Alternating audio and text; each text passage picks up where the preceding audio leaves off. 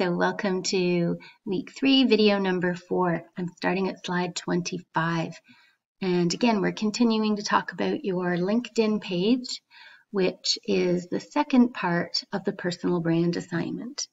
So we'll talk about what kinds of things you should include in your profile, right? What kinds of posts, what kinds of information to put in the About page section of the profile, including things like links to samples of your work or projects that you've done. Maybe you've made a website.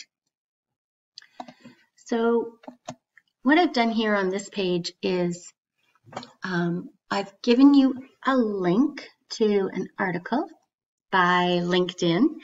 And what it does is it lists, I think, about 8 or 10 different About profiles from I think they're just sample people that they've created sample profiles to give you an idea of different ways of writing this section of your profile.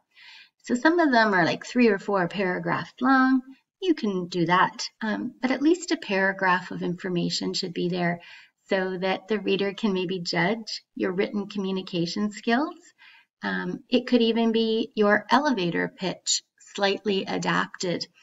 For example, instead of using the dentist's office scenario, if that's what you're using, it could be, are you looking for an employee who is a computer programmer with cloud technology, website design, and superior customer service skills?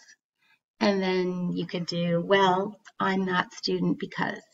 But take a look at this link and read some of the different About sections. And some of them are going to appeal to you and some of them aren't. And that's okay.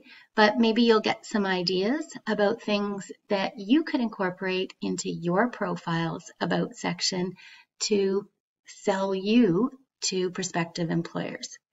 But I'm also wanting you to take a look at some that maybe there's something in there that we don't think is a good idea to include, and we'll talk about that as well in class. So at the bottom of that post, I want you to write a draft profile summary and use the tips. Sorry, that was a little blip there. I got distracted by the cat. I'm sorry.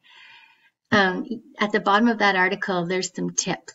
So write your draft proposal or draft profile and try to incorporate some of the ideas that they have.